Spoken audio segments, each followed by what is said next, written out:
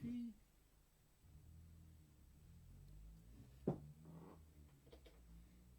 Bonsoir. Alors, d'abord, vous me pardonnerez pour ce petit, ce petit contretemps. J'ai été obligé de me déplacer et j'ai encore une fois la chatte de ma tante qui vient un petit peu perturber les choses, mais bon, c'est pas grave. Alors bonsoir, bienvenue à ceux qui se connectent. Je vois qu'il y a eu, déjà il y a une personne et je croise les doigts apparemment. Ça devrait, j'espère, ça devrait fonctionner. Merci en tout cas à ceux qui m'écouteront, soit maintenant, soit en replay pour certains, hein, puisqu'on peut suivre, on peut me revoir en différé. Et donc merci, c'est donc la septième, mine de rien, ça, le temps passe vite. C'est la septième vidéo, puisque pour ceux qui m'ont écouté, la semaine dernière, en fait, il y en a eu deux. Il y en a eu une première, la connexion a coupé et j'en ai refait une deuxième. Donc ce qui fait que c'est la septième. Mine de rien, ça passe très vite et c'est la septième vidéo. Donc bon, voilà, c'est plutôt un exercice agréable, même si, encore une fois, en toute modestie, je ne suis pas historien et bah, je sais que chacun a sa vie, etc. Et puis que bah, suivre en direct, c'est pas toujours évident pour tout le monde, hein, même si nous sommes samedi, mais bon, on peut me réécouter. Là, je vois qu'il y a une personne, mais il y a toujours le temps que la connexion se lance. Il y a certaines personnes qui arrivent un petit peu plus tard ou en route, etc. Mais comme on peut me suivre en différé, en replay, c'est pas sorcier, hein. Il suffit de retourner sur ma page Facebook perso, sur mon mur Facebook, comme on dit, et on peut me réécouter. Je crois qu'on peut même me télécharger si vous voulez. Il n'y a pas de souci, à la limite. Et voilà, voilà. Alors, on va essayer de se tenir à une heure peut-être, en espérant que ça ne coupe pas, parce que ça passe très vite. Je parle, ça passe très vite. Et si en plus la connexion coupe, bon bah après ça fait trop long. C'est plus très très agréable. Je vais essayer de terminer l'exercice de la semaine dernière, qui consistait à parler des biographies napoléoniennes. Pour ceux qui ont suivi, j'avais fait une sorte de fresque qui n'a pas la prétention à l'exhaustivité, hein, une sorte de fresque de panorama de toutes les biographies qui avaient pu exister sur Napoléon depuis sa mort. Et il y en a eu beaucoup. C'est un personnage qui a donné lieu, c'est ce que je disais dans les vidéos précédentes, qui a donné lieu à beaucoup de littérature, du bon et du moins bon. Voilà. Donc la semaine dernière, j'ai abordé le 19e siècle, etc. Puis le 20e, plus proche de nous. Voilà. Et je vais juste revenir un petit peu brièvement sur quelques points. Je vous disais que vraiment la première, c'était surtout le baron Norvin. Et ensuite, j'ai une amie Facebook là, qui est belge, qui se reconnaîtra, qui a posté après un petit commentaire, qui a mis une photo, et elle a raison. J'ai cité après un autre auteur important, Laurent de l'Ardèche, et gentiment, elle a envoyé une photo où on voit l'édition qu'elle possède de cet auteur dans sa bibliothèque. Donc je voulais refaire juste un petit clin d'œil, je dirais, à propos de cet auteur, Laurent de l'Ardèche, qui a écrit lui aussi une vie de Napoléon, tout simplement, hein, et qui est paru un petit peu plus tard, après une baronne de Norvin, en 1840, mais qui a fait l'objet qui a eu beaucoup de succès aussi à l'époque. Ça s'arrachait comme des petits pains, hein. Il y a eu de nombreuses rééditions tout le long du 19e siècle, et ça a participé, comme je le disais, à la légende napoléonienne, et ça intéressait le public de l'époque. C'est ce qu'on appellerait de nos jours un best-seller, quoi, par le fait, hein. Je n'ai aucune idée des tirages de l'époque. On sait que les tirages étaient quand même, c'est comme les journaux, pour certains, étaient quand même beaucoup plus réduits. Euh, mais tout de même, hein, voilà. Bon, après, j'ai abordé Frédéric Masson, Louis Madelin, d'autres, etc. J'en ai oublié un en cours de route. Je me suis fait des petites notes quand même, parce que je me suis dit, voilà, je vais quand même essayer de suivre une petite trame quand même un petit peu, et j'ai oublié un auteur d'entre-deux-guerres aussi, un historien très productif, qui écrit pas spécialement que sur Napoléon, mais d'autres, hein, qui s'appelait Octave Aubry. Octave Aubry. Et Octave Aubry a publié une biographie lui aussi de Napoléon, très bien, biographie classique, intéressante, qu'on trouve encore, hein, qu'on peut acheter d'occasion sur Internet, etc. C'est pareil dans les années 30. Hein. Ça n'a pas dû être énormément réédité ensuite. Quoique dans les années 60, il me semble, il y a eu une édition chez Famo, on ne va pas faire publicité, d'un éditeur Famo qui, à mon avis, est peut-être disparu. Vous savez, maintenant, le monde de la presse, c'est comme partout. Il y a une concentration, il y a des grands groupes, hein, c'est comme les journaux, hein, on sait que tout ça c'est concentré un peu dans les mêmes mains financières, hein, mais bon, on va pas parler de ça. Et moi j'avais une grand-mère qui travaillait chez Hachette, vous pensez bien que Hachette maintenant, bon, tout ça, ça a un peu, depuis les années 50, etc., ça a un peu évolué. Hein, voilà. Donc Octave Aubry. Et Aubry a une particularité aussi, c'est qu'il avait fait le voyage de Sainte-Hélène lui aussi. J'ai parlé la semaine dernière d'un autre auteur qui s'appelait Albéric Cahuet.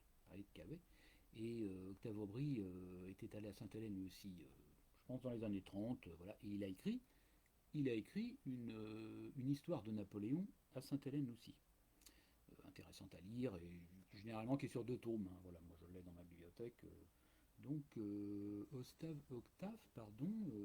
Octave Aubry. Voilà, voilà. Si on remonte plus près de nous, après je vous ai parlé des années, je vous ai dit qu'il y avait un blanc un peu après-guerre, bon Napoléon, voilà, c'était plus forcément la grande star, hein, c'était un peu passé. Bon, voilà, Napoléon à un moment donné il était un peu passé. Il y a eu 2 guerres mondiales, il faut bien comprendre que bon, la légende napoléonienne, les batailles, tout ça, c'était un petit peu passé. Les gens voulaient passer à autre chose. Hein. J'ai parlé, oui, je pense à lui, effectivement, j'ai parlé d'un auteur qui s'appelle Jean Bourguignon. Jean Bourguignon était historien, il a écrit beaucoup de livres, et il a été à un moment donné conservateur du musée de la Malmaison. On connaît le château, hein, le château de la Malmaison, où Napoléon a résidé souvent, et dont Joséphine de Beauharnais était propriétaire. C'est devenu un musée, c'est un musée national, hein, maintenant qu'on visite avec du mobilier d'époque, etc., etc. Et bon, on va pas parler de ça, mais la Malmaison est toujours un petit peu émouvante parce que, comme on le sait, quand Napoléon abdique la seconde fois en 1815, quitte le pouvoir après la bataille de Waterloo, il part d'abord, il s'arrête à la Malmaison, c'est à la porte de Paris, c'est pas très loin. Il va y rester un petit peu comme ça. Je crois qu'il verra Hortense de Beauharnais, d'autres. Il va rester un petit moment. Il fera des adieux à certaines personnes qu'il sait qu'il ne reverra pas. Il fera ses adieux à son fils. Alors, non pas le roi de Rome, qui lui, malheureusement, il ne le reverra jamais, il est italien, mais il fera des adieux à son fils naturel, qui est ce qu'on appelle le fameux turbulent, bon, qui a eu une vie un peu, comment dirais-je, un petit peu, voilà, un petit peu raté, on va dire. Hein. C'était un joueur, je crois, invétéré de cartes, etc., avec des dettes en permanence, criblé de dettes. Il est rentré un peu dans la garde nationale, il a essayé de se faire valoir, mais bon, ça n'a pas fait grand-chose, qui était le fameux comte Léon. C'est un enfant naturel, euh, Léon, un enfant naturel que Napoléon avait eu avec une dame de compagnie de Joséphine de Beauharnais. Moi, je crois qu'il s'appelait Éléonore de Noël de quelque chose, un nom à tiroir comme ça. Hein. Voilà, un enfant. Bon, et Napoléon, le gamin, il a 7-8 ans, je ne sais pas, en 1815, et Napoléon est à la Malmaison, et il fait ses adieux à cet enfant. Et pour la petite anecdote, je parlais la dernière fois des citations sur Napoléon dont on ne sait pas trop toujours certaines s'il les a vraiment prononcées. Il y en a une sur le comte Léon. Bon, il y a une chanson, hein, le comte Léon, c'est connu, hein, à crever le bidon, etc. Moi, je connais pas les paroles, il y a ça. Hein, les gamins des écoles chantaient ça, je pense, dans le temps. Voilà, voilà. Et quand il s'est agi, je pense que c'est vrai, quand il s'est agi de le prénommer, cet enfant, premier fils naturel que Napoléon avait, euh, euh, bah, on lui a trouvé un prénom et la mère aurait bien voulu peut-être que voilà qu'on le prénomme Napoléon. Et Napoléon a dit ou aurait dit non, Napoléon, non, hors de question, il ne s'appellera pas Napoléon. Léon suffira. La fin de Napoléon, Léon suffira. Donc voilà, contre Léon, bref, personnage pas très intéressant. Alors, Napoléon, à la Malmaison, comment dirais-je, pour lui, ça serait une évocation, on peut dire, un petit peu des fantômes du passé. Car comme on le sait, Joséphine de Beauharnais est décédée, elle, après un coup de froid, etc. Elle est morte un an auparavant, en 1814. Donc quand Napoléon est à la Malmaison en 1815, bon bah évidemment elle est morte, la pauvre, Et revoir ce palais de la Malmaison où ils ont vécu des jours heureux de leur jeunesse tous les deux, bon bah évidemment ça lui évoquait des souvenirs à la fois heureux et à la fois malheureux compte tenu des circonstances, hein. Pourquoi je vous parlais de ça? Je parlais à propos de Jean Bourguignon, voilà, qui a été conservateur de la maison. Et Jean Bourguignon, je vous en ai parlé la semaine dernière, parce que c'est lui qui a publié dans les années 50, j'ai vérifié, c'est 1955, qui a publié les mémoires de Marchand. Comme j'ai dit, Louis Marchand, je ne vais pas revenir là-dessus, qui était le premier valet de chambre de Napoléon à Sainte-Hélène. Ça n'a été publié, comme je disais, hein, il y a eu beaucoup de mémoires privées qui n'ont été publiées que bien plus tard, hein, pas du tout du vivant, du vivant des protagonistes. Donc Jean Bourguignon, voilà. Et pourquoi je vous parlais de ça? C'est parce qu'il y a eu deux tomes des mémoires de Louis Marchand. Le premier par Jean Bourguignon et le deuxième, malheureusement, Jean Bourguignon est décédé. Et le deuxième a été publié, euh, il avait déjà sans doute commencé le boulot, hein, de défrichage, on va dire, des mémoires de Napoléon, de Marchand, parce qu'il fallait retranscrire, hein, c'était un manuscrit écrit à la plume de l'époque, c'est pas évident du tout à défricher, à déchiffrer. Et le second tome a été publié en son hommage, on peut dire, mais par un autre historien, mais plutôt historien militaire cette fois, qui est bien connu, pour ceux qui s'intéressent à l'histoire militaire de la période napoléonienne, qui est le commandant Lachouc. Le commandant Lachouc a écrit une histoire de la garde impériale, des volumes assez importants avec les uniformes. Il y a de très belles lithographies, de très belles gravures couleurs, donc dans les ouvrages du commandant Lachouc. J'ai appris il y a peu de temps la semaine dernière, mais on ne va pas rentrer là-dedans, le pauvre il est décédé aussi, que le commandant Lachouc n'écrivait pas lui-même, paraît-il, ses livres, j'en sais rien, mais qu'en réalité il avait un nègre, on va dire, un petit peu pour écrire à sa place. Alors nègre, on ne va pas parler de ça, c'est surtout en ce moment, avec ses affaires de statut, etc., et de noms de rue à débaptiser, et maintenant c'est un gros mot, faut surtout pas dire ça, hein, à quelqu'un qui écrit un bouquin à la place, et puis la personne connue, il n'a qu'à signer, il dit que c'est lui qui a écrit, bah, celui qui a écrit à sa place, maintenant, je crois qu'on appelle ça un porte-plume. Pudiquement, on a trouvé un nom. Vous savez, maintenant, on trouve des noms. On n'ose plus vraiment nommer les choses, hein. Et je crois qu'on appelle ça, on dit plus nègre parce que naturellement, on va dire, il y a une connotation raciste, d'accord. Et on appelle ça un prête-plume, un porte-plume. Il y a des noms comme ça. En Belgique, ça doit s'appeler peut-être un petit peu différemment. Bref, peu importe. Et moi, je trouve ça toujours un petit peu malheureux de ne pas véritablement, peut-être, sur certains plans, nommer les choses. On connaît la fameuse phrase de Albert Camus qui disait ne pas nommer les choses, c'est comme quand on parle de terrorisme, hein. On ne va pas parler de politique ou de religion, mais vous avez des gens qui vont vous dire terrorisme, ça leur arracherait la bouche, je dirais, de dire terrorisme islamique, par exemple. Parce que déjà, tout de suite, islamique, on va dire, ah bah oui, mais bon, lui, il est islamophobe, etc. Donc, on sait très bien qu'on est dans des éléments de langage politiquement corrects, avec des mots, surtout de moins en moins employés. Et c'est triste à dire parce que les gens s'auto-censurent en quelque sorte eux-mêmes. C'est assez frappant, hein. C'est même très très frappant. Moi j'ai vu, on va parler de ça, mais j'ai un journaliste, le type est directeur, rédacteur en chef, je sais pas quoi, exactement Ah, oulala, vous faites bien, il faut me dire, hein, il faut m'alerter si vous ne m'entendez pas, si on me dit que le son est très faible. Alors je parle peut-être un petit peu dans ma barbe. Je vais me rapprocher de l'écran et je vais essayer de... Bonjour, bonjour, Régis Rouillet, bonjour. Et alors si mon écran veut bien marcher, je vais essayer de monter le son. Et voilà, parce que... Alors du coup, je ne sais jamais trop si les gens sont connectés ou autre, c'est ça qui... Alors voilà, j'espère que ça va marcher mieux. J'espère... Faites-moi signe éventuellement si vous m'entendez mieux, je ne sais pas. En tout cas, j'espère que le différé, on peut m'entendre. J'ai réécouté tous les différés après. Bon, il faut monter le son, certains voient. Vous mettez les petits écouteurs et moi je suis à 30-40%, même pas, j'entends très bien sur mon PC. Alors bon, je ne peux pas jurer pour tout le monde.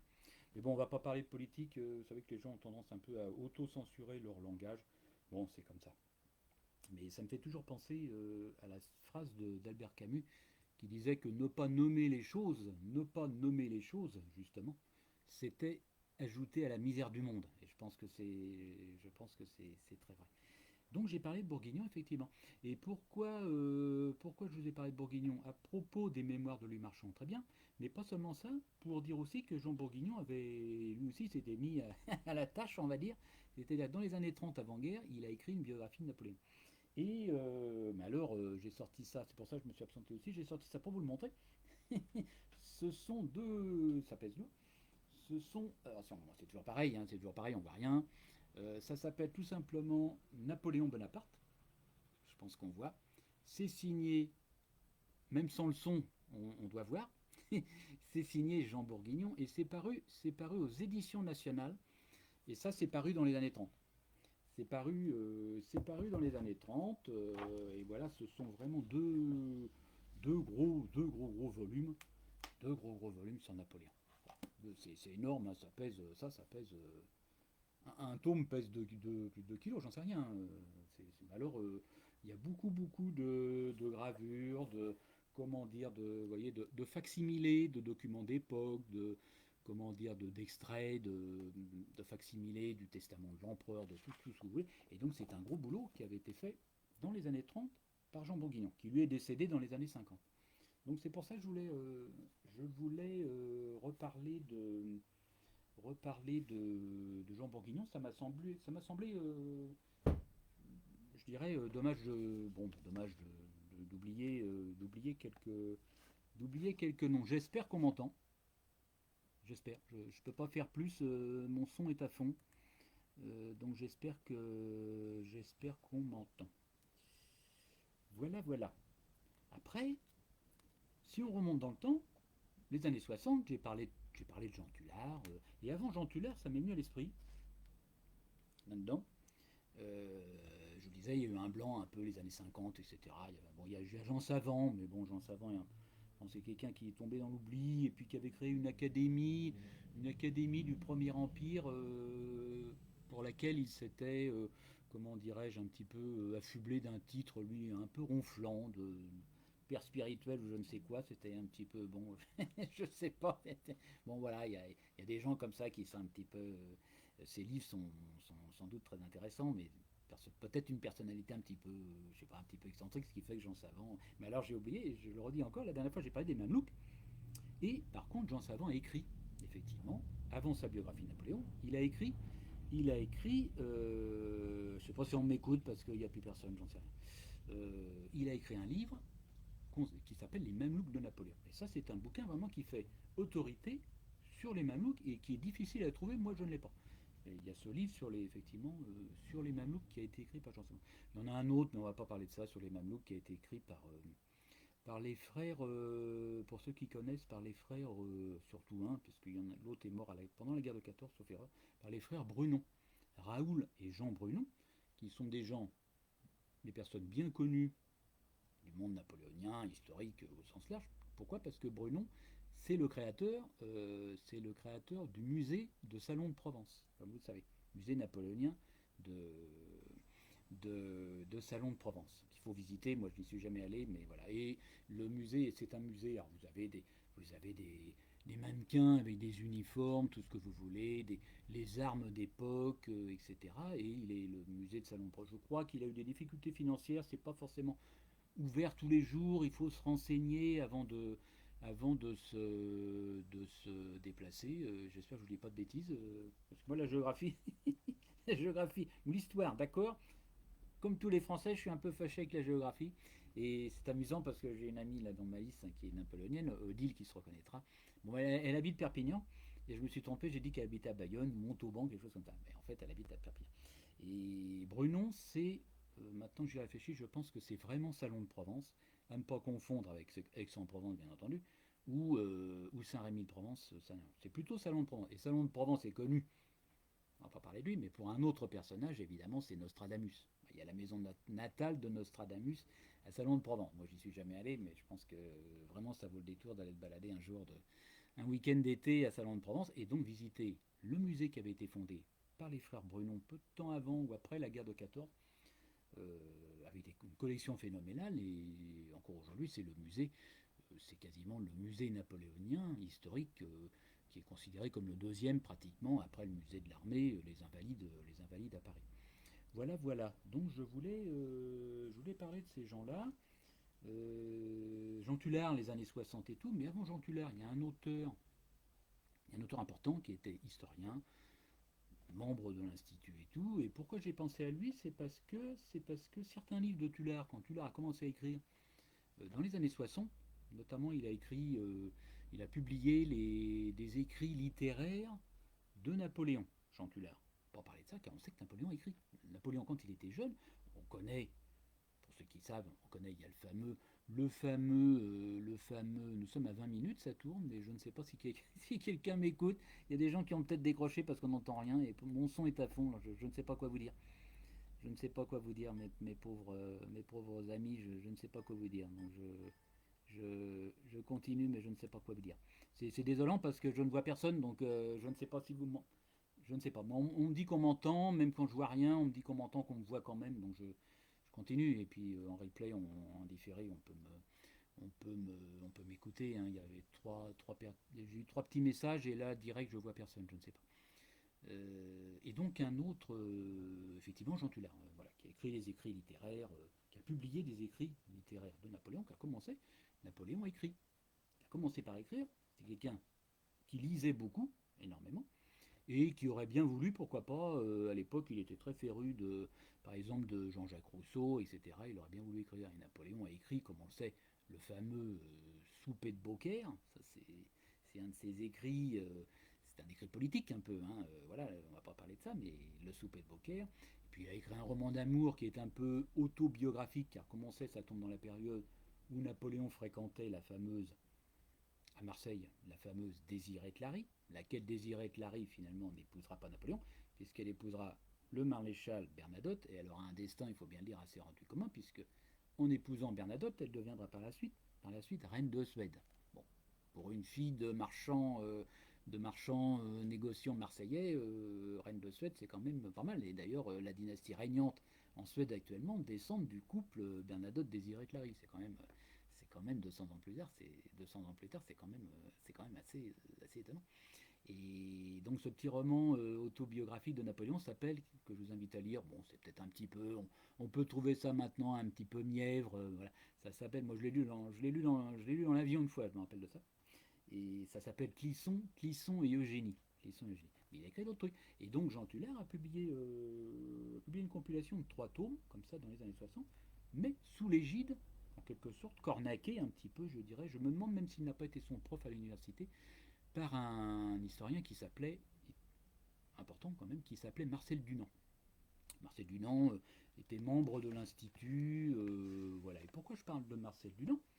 C'est parce que Marcel Dunant, c'est pour ça que je prends mes livres à la suite. Marcel Dunant, alors ça, les gens connaissent. Les Napoléoniens, les autres peut-être pas, mais les Napoléoniens, s'ils connaissent pas, ils sont quand même impardonnables. Ça, c'est le mémorial de Sainte-Hélène. J'espère qu'on voit un petit peu quelque chose. Voilà. Le mémorial de Sainte-Hélène du comte de Lascaz. Bon, on ne va pas parler de Sainte-Hélène, il faut une émission, faudrait des heures des heures entières, on pourrait dire, pour parler des 6 années d'exil de Napoléon à Sainte-Hélène. Ça, c'est une des nombreuses éditions du mémorial. J'en ai parlé, je ne vais pas revenir. La première édition de Lascaz, c'est 1823, un best-seller aussi. C'est ce qui a propulsé, on va dire, la légende napoléonienne. Il y a eu d'autres rééditions, etc. Et celle-ci est en 2 tomes. Et pourquoi j'en parle? C'est parce que celle-ci a été publiée en 1951. 1951 et sous la direction, donc voilà, on voit bien, hein, pour ceux qui voient, on ne voit pas grand-chose, vous voyez, le mémorial de Sainte-Hélène, on aperçoit Marcel Dunant. Donc c'est le texte du mémorial de Sainte-Hélène écrit par Lascaz, très bien, mais sous l'égide de Marcel Dunant. Et qu'est-ce qu'a fait Marcel Dunant? Il a fait des petites annotations à bas de page, en bas de page. C'est une édition critique. C'est la première édition critique. Car auparavant, le texte du mémorial de Lascaz était publié, je dirais, brut. Brut de. Brut de. Pour parler vulgairement, brut de décoffrage, on va dire. Hein. Il y avait le texte et puis c'est tout. Il n'y avait aucun commentaire. 1951, Marcel Dunant publie, publie à nouveau le mémorial et avec des commentaires, des petites annotations en bas de page, des observations, etc. Donc c'est la première édition critique, c'est pour ça que je parle de Dunant, et ça c'est 1951. Donc vraiment je me serais voulu de ne pas oublier cet auteur, et en plus, cet auteur qui me permet, si vous voulez, de faire le lien avec Jean Tullard.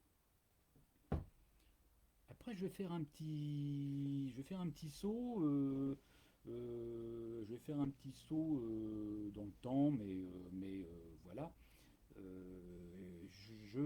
Non, je vais pas faire un saut autant que ça. Après, je vous ai parlé des auteurs plus récents, hein, des auteurs contemporains, ceux qu'on connaît un petit peu actuellement. Euh, des gens comme Thierry Lenz, hein, j'ai parlé de Thierry Lenz la semaine dernière, Jacques-Olivier Boudon, donc là, nous sommes dans les années 90, 2000 et actuellement, ils sont toujours en activité, hein, ils sont enseignants. Thierry Lenz est directeur de la Fondation Napoléon. Très bien, très bien. Dernière biographie peut-être importante. Maintenant, il n'y en aura plus, à mon avis. Enfin, je sais pas. Tout est possible. On trouve parfois des archives quelque part. On remet la main sur des documents privés qui sortent dans les ventes aux enchères, que sais-je, des successions. D'un seul coup, on retrouve des trucs. Et après tout, pourquoi pas, on peut imaginer. Mais peut-être la dernière biographie qui est sortie dans les années 90, c'est 2000, bah, c'est celle de Max Gallo. Alors bon, Max Gallo, bon, enseignant, bon, prof d'histoire, bon, qui a fait un peu de politique, on sait, à l'époque de Mitterrand, bon, peu importe, hein, on va pas parler de ça, et qui a écrit une biographie de Napoléon en 4 tomes qui a servi de support plus ou moins à la série télé, comme on le sait, avec Christian Clavier. Bon, lui-même était conseiller historique, je crois, de la série. Bon, on va pas parler de ça. Alors bon, moi je l'ai, il se trouve que je l'ai parce que je l'ai récupéré par le comité d'entreprise de mon employeur. Donc j'ai les 4 tomes. Et j'ai les 4 tomes, j'ai jamais lu Masgallo. Alors bon, c'est vrai que bon, c'est pas forcément la meilleure biographie, mais bon, ça vaut le coup. Il fait parler beaucoup les personnages. Bon, c'est Masgallo, c'est un petit peu différent, mais bon, voilà. Donc Masgallo. Par contre, dans les années 60, j'ai oublié quelqu'un, il est là, il est à côté de moi. J'ai oublié un autre auteur tombé dans l'oubli aussi, tombé dans l'oubli qui s'appelait Jean Missler. Jean Missler. Pas Mystère, mais Missler, il y a T-L-E-R. Jean Missler. Jean Missler il avait fait de la politique avant-guerre, il avait été député, radical socialiste, bon, un petit peu comme tous ces gens-là. Bon, on va pas parler de politique, mais un petit peu traversé les régimes. C'est quelqu'un aussi, c'est quelqu'un aussi qui s'est retrouvé à Vichy. Bon, voilà, bon, très bien. J'ai appris ce matin, j'ai regardé sa fiche Wikipédia, j'avais pas vu et j'ai appris que qu'en 40, au moment où la Troisième République s'effondre, on sait, c'est 40, hein, juin 40, au moment où le maréchal Pétain est nommé dernier Premier ministre, président du Conseil de la Troisième République, bah, comme on le sait, il y aura un vote comment ça s'appelle, à Bordeaux, qui lui attribuera, l'Assemblée nationale, les députés de l'époque de la Troisième République se sabordent, comme on sait, sauf certains qui vont sauver l'honneur, ceux qui ne voteront pas pour Pétain, ceux qui partiront sur le bateau, le Massilia, Pierre Mendès France, quelques grands noms comme ça qui partiront en Algérie. Là, les 3 quarts en quelque sorte se sabordent et votent les pleins pouvoirs pour le maréchal Pétain. Voilà, voilà. Et pourquoi je parle de ça? Parce que Jean Missler, à ce moment-là, présidait la commission électorale un peu qui s'est mise en place à cette occasion. Et c'est lui qui a proposé, en quelque sorte, lui qui a déposé le texte, on va dire, euh, proposant en quelque sorte à ce que le maréchal Pétain soit désigné comme le chef de l'État français, puisque comme on le sait, la République a été, on peut dire, abolie et remplacée par ce qu'on a appelé pendant 4 ans l'État français, que le général de Gaulle considérera bien évidemment après la libération comme une parenthèse de l'histoire. Mais bon, on connaît la phrase fameuse, hein, on connaît ça, et je pense qu'elle, pour le coup, elle est authentique. Quand le général de Gaulle arrive au pouvoir comment dire, à Paris, moi, mon père n'était pas loin, puisque mon père était dans la deuxième division blindée du général Leclerc, donc il était dans les parages. Et le général de Gaulle, on le sait, hein, il est à l'hôtel de ville, et au balcon de l'hôtel de ville, il est là, juin 44, hein, il est acclamé par les Parisiens, qui 2 mois avant avaient acclamé le maréchal, mais bon, bref, on va pas faire de procès d'intention encore une fois. Et il y a quelqu'un qui souffle dans l'oreille, je crois, au général de Gaulle, mais mon général, c'est bien Paris libéré, on connaît tous hein, la phrase Paris outragé, Paris martyrisé, machin, et il y en a un derrière, je ne sais pas si c'est Georges Bidault ou un autre qui était dans le coin, Maurice Schumann, je ne sais pas. Il dit mais mon général, il faudrait peut-être, c'est bien, je dis bien tout ça, mais il faudrait peut-être proclamer la République, puisque puisque la troisième s'était effondrée. Bon, après, on sait qu'il y aura un référendum qui donnera lieu à la mise en place de la quatrième. Mais avant, il y a eu un gouvernement dirigé par le général de Gaulle, un gouvernement provisoire, et quelqu'un lui souffle à l'oreille, mon général, proclamez la République au balcon. Pendant que vous êtes devant les Parisiens, il faut, allez-y, proclamer. Et le général de Gaulle a cette phrase qui peut paraître totalement étonnante, mais qui pour lui était parfaitement logique, lui dit, mais moi, pas du tout, je ne vais pas proclamer la République. La République n'a jamais cessé d'exister. Ça veut dire quoi? Ça veut dire que, dans l'esprit du général, ce qui s'était passé, le maréchal Pétain, l'État français, qui était un État pour le moins collaborationniste avec l'ennemi, l'occupant allemand, que l'État français, c'était une parenthèse de l'histoire, une sorte d'accident de l'histoire, il fallait mettre un peu le couvercle là-dessus, faire comme si pratiquement ça n'avait jamais existé. Donc voilà, donc pour la petite histoire, c'est pour ça que le général de Gaulle n'a pas proclamé la République au balcon de l'hôtel de ville. Et pourquoi je parle de ça, c'est étonnant. C'est pas étonnant du tout, d'ailleurs, j'en parle parce que ça me vient à l'esprit, j'en parle, mais ça me permet de faire le parallèle, excusez-moi, je parle, le parallèle avec Napoléon, car comme on le sait, excusez-moi, comme on le sait, en 1814, ou en 1815, mais peu importe, puisque bon, Napoléon a abdiqué 2 fois. En 1814, lorsque Napoléon abdique à Waterloo, à la fin de la campagne de France, Louis XVIII, frère cadet, évidemment, de Louis XVI, va revenir au pouvoir, les Bourbons reviennent en France, et il y a un de ses conseillers, c'est peut-être Decazes, c'est peut-être je ne sais pas lequel, il y en avait d'autres, hein, je pense à Hyde de Neuville, il y avait des noms comme ça, voilà, qui ont laissé des mémoires aussi, et qui viennent trouver Louis XVIII, qui disent, ben voilà, on l'appelait Monseigneur, puisqu'il n'était pas encore couronné Monseigneur, Monseigneur, Napoléon est parti, il a abdiqué, vous êtes roi de France. Vous êtes roi de France. Et Louis XVIII regarde son interlocuteur, lui dit, mais non, mon petit Decazes, vous êtes gentil, mais non, non, je regrette, je ne suis pas roi de France. Non, non, non. Je n'ai jamais, je ne deviens pas roi de France. Je n'ai jamais cessé de l'être. Ça veut dire quoi? Ça veut dire que dans l'esprit de Louis XVIII, la royauté n'avait jamais été abolie depuis 1792. Ce qui s'est passé, la Révolution, l'Empire, entre 1792 et 1815, dans son esprit, ça n'avait jamais existé. C'était une parenthèse de l'histoire. Et d'ailleurs, je crois que Louis XVIII, lorsqu'il est monté sur le trône en 1814-1815, on parlait, dans les pièces officielles, je dirais, voilà, on parlait de la 18e année de son règne, quelque chose comme ça, comme si son règne avait commencé en 1793, l'exécution de Louis XVI, ou même plus exactement après la mort de Louis XVII à la prison du Temple, un petit peu plus tard.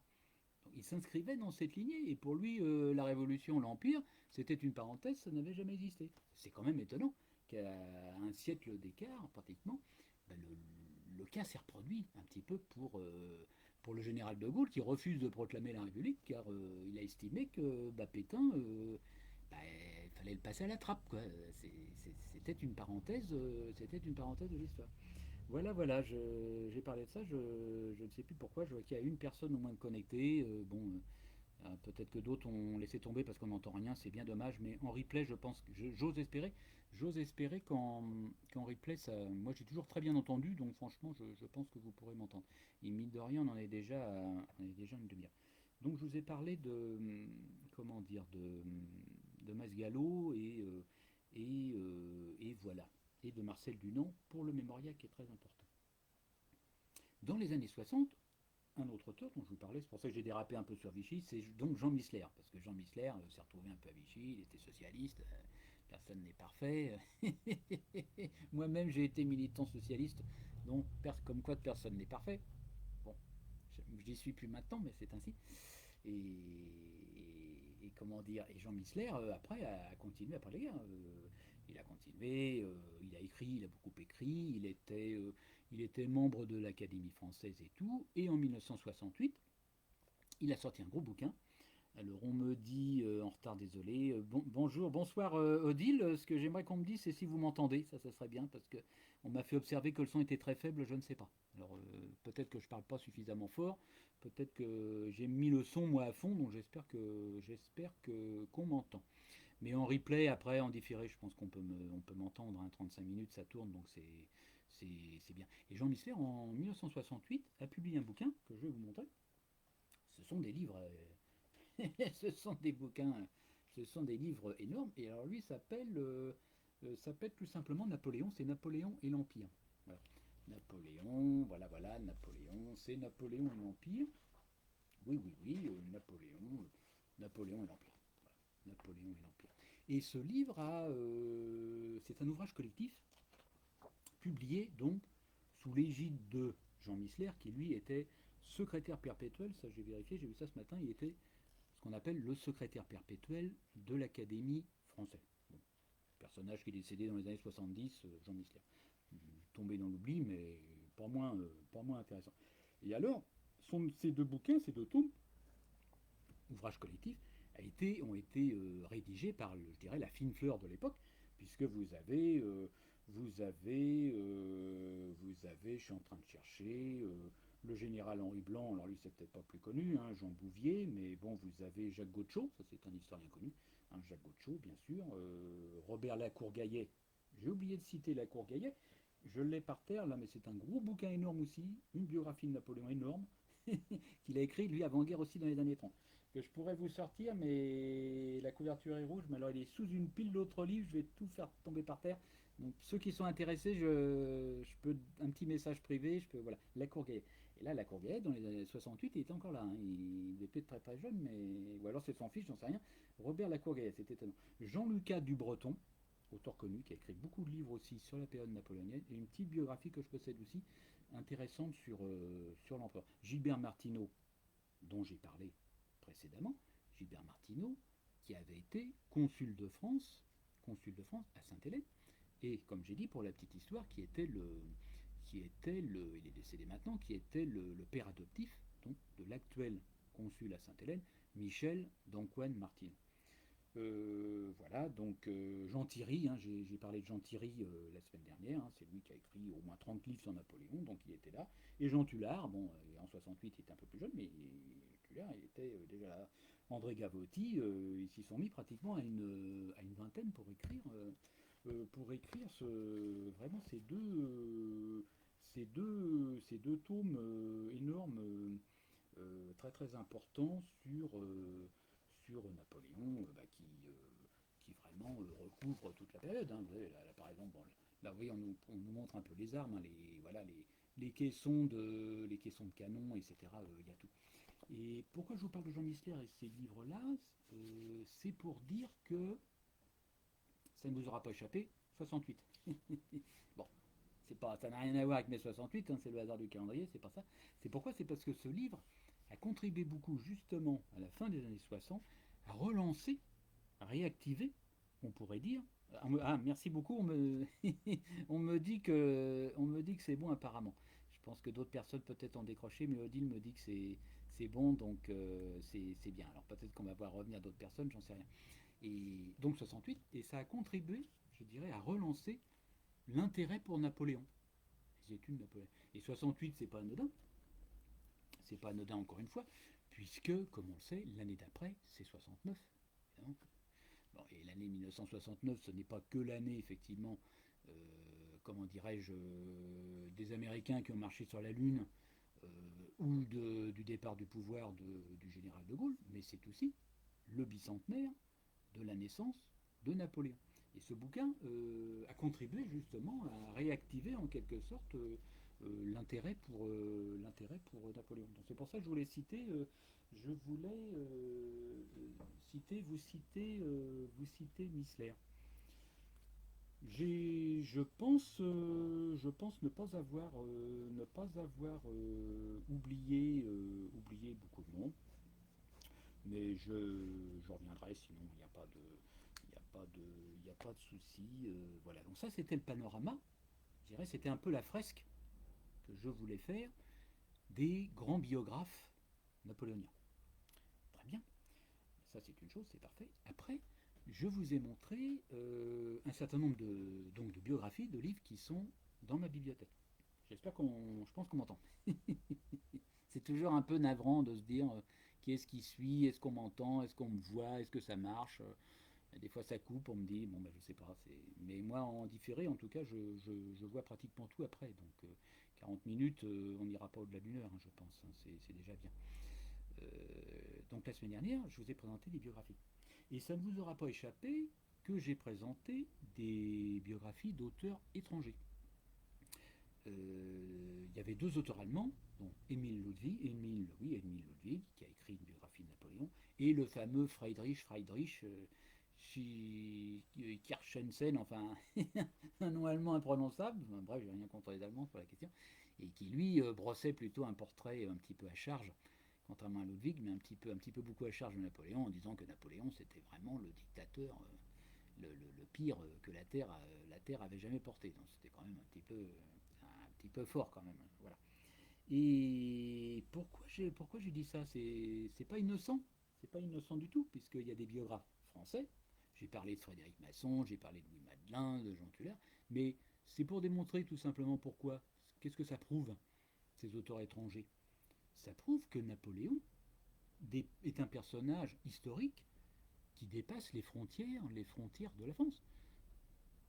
Son œuvre, bon, son œuvre, je veux dire, l'Europe évidemment, l'Empire ne lui a pas, il faut bien le dire, arrivé, survécu, mais son œuvre administrative, notamment le Code civil, c'est quelque chose qui survit et qui a fait des petits un petit peu partout dans le monde sur le plan juridique. Le Code civil, vous avez des bouts de Code civil français, du Code civil Napoléon, qu'on appelait Code Napoléon. Bah, vous en avez en Belgique, forcément parce qu'ils sont à côté de chez nous, puis à un moment donné c'était des départements français. Vous en avez un petit peu ailleurs, hein, probablement en Italie, en Pologne. Bon, les Allemands, le code allemand, eux, ils n'ont pas trop besoin de nous. Mais vous allez au Japon. Bah, le Japon, à la fin de la guerre, comme on le sait, le Japon, évidemment, c'est un petit peu modifié. Hein. L'empereur du Japon est toujours là, mais ils ont adopté, en même temps les Américains les ont un petit peu poussés, mais bon, bref, on va pas parler de ça. Ils ont adopté des institutions démocratiques et tout. Et ils ont mis en place un code civil. Le code civil du Japon, il est inspiré, vous avez pas mal d'articles et tout qui sont inspirés du code français.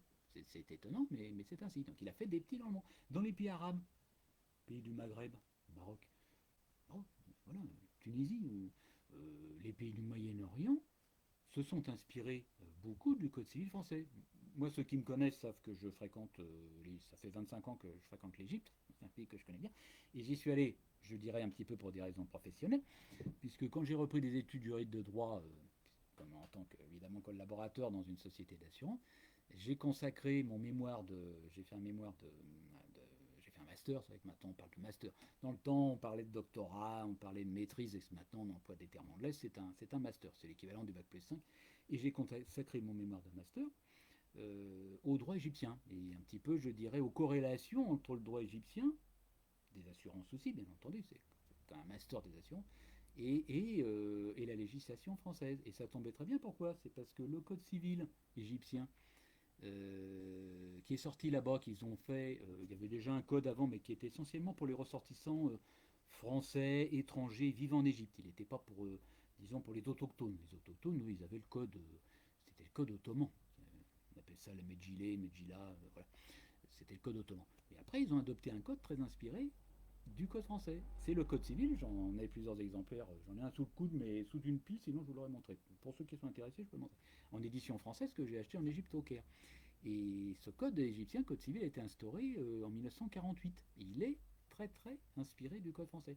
Donc c'est pour dire que Napoléon, ben voilà, les institutions napoléoniennes ont fait des petits ailleurs. Et Napoléon, c'est un nom connu partout. Vous allez aux États-Unis, Napoléon est connu. Vous allez en Chine, on sait, il y a eu des expositions de quelqu'un qui est bien connu, hein, d'un napoléonien, on va pas parler de lui, mais enfin qui s'appelle Pierre-Jean Chalençon, hein, les gens connaissent. Pierre-Jean Chalençon, bon, il est connu parce qu'il participe à une émission télé, mais actuellement, on ne va pas parler de ça. Bah, c'est quelqu'un qui a une collection phénoménale. Régis Rouillet, s'il nous suit toujours, je ne connais bien mieux que moi Pierre-Jean Chalençon. Moi, je l'ai croisé à quelques reprises, c'est quelqu'un de charmant, qu'on peut trouver peut-être un petit peu, je dirais pas excentrique, mais enfin chacun sa personnalité. Et alors lui, il a une collection phénoménale d'objets napoléoniens, il en fait partager les autres, puisqu'il fait des expositions itinérantes dans le monde. Et l'année, je crois que ça remonte à 2-3 ans, il a fait une exposition en Chine. Là-bas, ça a été les Chinois, ça a été la ruée bientôt, l'émeute, pour venir voir l'exposition. Donc vous allez au Japon, vous allez en Chine, vous allez en Afrique, vous allez dans les pays arabes, vous allez au fin fond de l'Amérique du Sud. Napoléon, c'est un nom connu. Moi, je vais en Ukraine, pour ceux qui me connaissent, je suis allé en vacances plusieurs reprises en Ukraine. Les pays de l'Est, les gens connaissent. Et en Égypte, un Égyptien de base, moi j'ai des amis égyptiens, il y en a un, c'est vraiment travailler dans un commerce, ce sont vraiment des gens du peuple. La campagne d'Égypte, ils ont appris à l'école. Donc Napoléon, le général Kléber, le général Menou, et ce sont des noms connus. Même s'ils ne savent pas forcément ce qu'ils ont fait, ce sont des noms connus. Napoléon, en Ukraine, c'est pareil. En Ukraine, il y a même il n'y a pas qu'en Ukraine à mon avis, mais il y a le gâteau Napoléon. Qui gâteau Napoléon, oui, oui, bien sûr, on connaît Chalençon. Bah oui, il est connu. Bah, il passe pas inaperçu en même temps, mais bon, c'est quelqu'un de très sympathique, hein, avec ses qualités, ses défauts comme tout le monde. Bref, et en tout cas, il a une collection phénoménale. Ça, c'est qu'il expose à Paris sur visite, je crois, sur visite privée au Palais Vivienne, hein, qui se trouve pas loin du palais de l'ancien palais de la Bourse. Je crois que c'est par là. Palais, une sorte d'hôtel particulier qu'il a restauré pour la circonstance. Donc oui, voilà le gâteau Napoléon. Mais le gâteau Napoléon en Ukraine ou ailleurs, en fait, il paraîtrait qu'il ne viendrait pas de Napoléon Ier, mais plutôt de Napoléon III. Je pense que ça doit avoir à voir avec la guerre de Crimée sous le Second Empire. On en a fait un gâteau peut-être. Enfin, toujours est-il que ça s'appelle le gâteau Napoléon. C'est amusant, hein. Voilà, voilà. Donc c'était pour vous dire que ce n'était pas anodin de montrer des biographies d'auteurs étrangers. Parce que Napoléon étant tellement connu un peu partout, on connaît la phrase, hein, il y a une phrase qui dit, bon, qui n'est pas forcément juste, mais je pense quand même, qui dit que Napoléon est le personnage historique dans le monde le plus connu, après le Christ. C'est quand même étonnant. Et je pense que c'est quand même très vrai. C'est un nom qui évoque, même si les gens ne savent pas forcément ce qu'a pu faire Napoléon dans sa vie. Mais c'est un personnage qui a énormément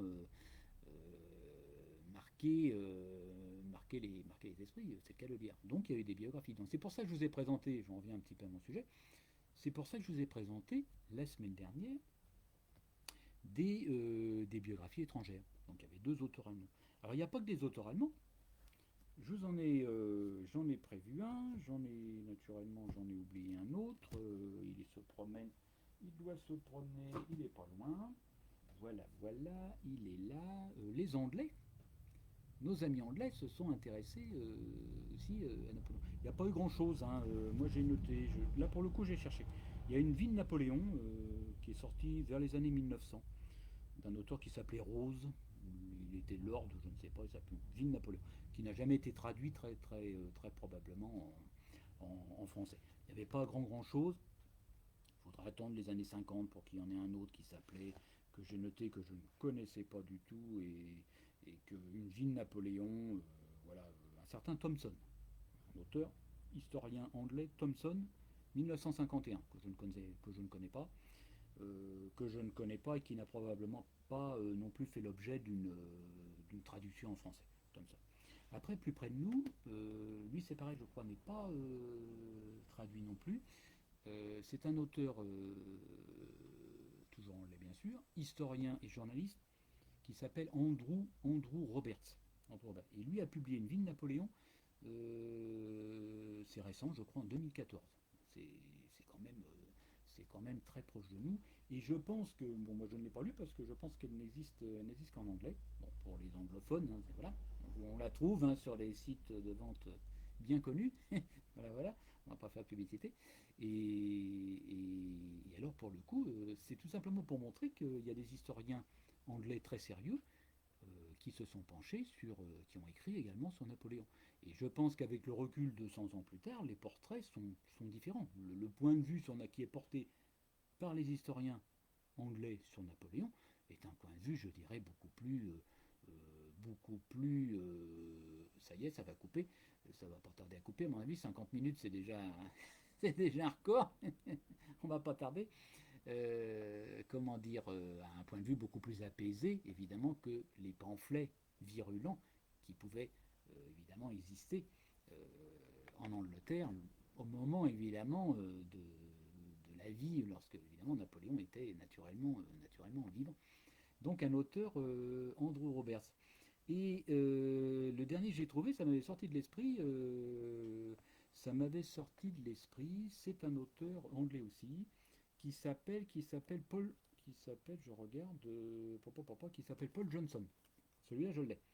Voilà, Paul Johnson. Vous voyez, alors déjà, il y a il y a espèce de fameuse lithographie napoléonienne. Là, ça, c'est connu. Hein, avec, il y a des personnages, en fait, un peu des personnages légèrement, pour ne pas dire beaucoup dénudés, on va dire, qui s'entrecroisent pour former le visage de Napoléon. Je ne sais plus qui a fait ça. C'est assez intéressant. Et lui, il a appelé ça, sa biographie, il l'a appelé Napoléon l'opportuniste. Donc alors il a été traduit en français avec une préface de quelqu'un qui est connu qui s'appelle Thierry Volton. Hein, voilà, Volton, qu'on voit à la télé parfois. C'est un spécialiste des médias, je crois, Thierry Volton. Voilà, un monsieur qui a une tête un peu de professeur Nimbus, avec des cheveux un peu échevelés et une petite paire de lunettes rondes, sauf erreur. Paul Johnson, alors ça c'est un bouquin que j'ai acheté à la FNAC, on va faire de la pub pour la FNAC, et lui est tout récent, il date de 2018. Mais alors, moi j'ai commencé à le lire dans le train, je l'ai laissé presque tomber des mains, parce que c'est un bouquin, alors là c'est un bouquin à charge. Lui c'est vraiment à charge, c'est Napoléon pour lui c'est le conquérant militaire, c'est les batailles incessantes, c'est Napoléon, le colérique, le corps sanguin, etc. Voilà, donc bon, bah, ça se lit, mais c'est pas forcément un point de vue très objectif à voir. Personnellement, j'ai pas très aimé et j'ai pas fini. Et j'ai choisi un petit passage pour montrer que bon, c'est toujours ennuyeux quand on fait un peu de l'histoire. Voilà, c'est ce que je disais la dernière fois. Hein. La dernière fois, j'ai parlé trois. C'est très bien. Je vois qu'il y a trois personnes. Donc je pense que ça. J'ai parlé de la dernière fois de Jean Tullard qui disait qu'un historien devait porter un regard froid sur le personnage ou sur la période qu'il étudie. C'est-à-dire un regard impartial. Il faut savoir prendre du recul, il faut que l'historien se détache. Sinon, il ne fait plus de l'histoire. Il écrit un pamphlet comme certains peuvent écrire des pamphlets. Mais ce n'est plus véritablement un boulot d'historien. Un historien, qu'est-ce qu'il fait? Il étudie les archives. Ben, le personnage, il doit dire, bon ben voilà, là et là, il s'est trompé. Oui, le rétablissement de l'esclavage, d'accord, pourquoi, comment, etc. Il doit étudier tout ça, mais vraiment avec un regard, je dirais, avec un regard critique, pas avec un regard partisan, polémiste, voire même un engagement total politique. C'est sûr que quelqu'un qui est d'extrême gauche, par exemple, qui a des idées très marquées à gauche, qui va écrire sur Napoléon, bah, bon, c'est sûr qu'il va faire un portrait à charge de Napoléon.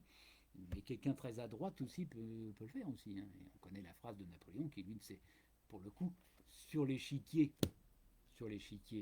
français, du moins l'échiquier de l'époque qui n'était pas tout à fait le même. La gauche de l'époque ne correspond pas évidemment comme on sait à la gauche d'aujourd'hui. Si on prend les Jacobins et tout, on ne va pas faire l'histoire. Et on connaît la phrase fameuse de Napoléon quand il dit, les Napoléoniens qui me suivent la connaissent comme moi ou voire même mieux. Napoléon se disait, d'abord il a dit deux choses. Il a dit qu'il assumait tout, toute l'histoire de France, quand il est arrivé, quand il devient premier consul, il a dit, moi, de Clovis, donc les premiers rois mérovingiens, puisque comme on le sait, Napoléon mettra en place la quatrième dynastie, c'est-à-dire la première, Clovis, les mérovingiens, les carolingiens, la deuxième Charlemagne, les capétiens, les Bourbons, les rois de France qui ont régné pendant presque 1000 ans, et la quatrième dynastie, c'était la sienne, les Bonaparte. Donc la quatrième dynastie, lui, il l'a rattachée en quelque sorte dans une lignée avec les trois présents. Et Napoléon a bien dit, il a la formule assez célèbre, il assumait tout ça, et il avait dit, moi, de Clovis, donc depuis le début de la France, on va dire, puisque Clovis, comme on le sait, s'est fait baptiser, a été baptisé pour gagner la fameuse bataille dont j'ai oublié le nom, s'est fait baptiser chrétien, hein, les tribus franques, etc., n'étaient pas chrétiennes. Donc la France est devenue chrétienne. C'est pour ça qu'on dit que la France est la fille aînée de l'Église. Ça vient du baptême de Clovis. Il ne faut quand même pas l'oublier. Les racines chrétiennes. Il y a certains qui voudraient nous dire ou nous faire croire que la France n'a pas de racines chrétiennes ni rien du tout. Bref, vous avez des gens qui s'amusent maintenant, mais encore une fois, on ne va pas parler de politique. Moi, quand je regarde l'actualité en ce moment, ça m'énerve. Vous avez des gens qui s'évertuent à vouloir déconstruire il n'y a pas d'autre mot, à vouloir déconstruire l'histoire de France, ce qu'on pourrait appeler le roman national aussi. Mais alors pour faire quoi à la place, je ne sais pas trop. C'est beaucoup plus facile de construire, de déconstruire que de construire. Mais bon, je referme une fois de plus la parenthèse. Et Napoléon a dit, moi de Clovis à Robespierre, de Clovis au comité de salut public, j'assume tout. Vous avez vu. Donc ça dit bien qu'il s'inscrivait dans tout ça.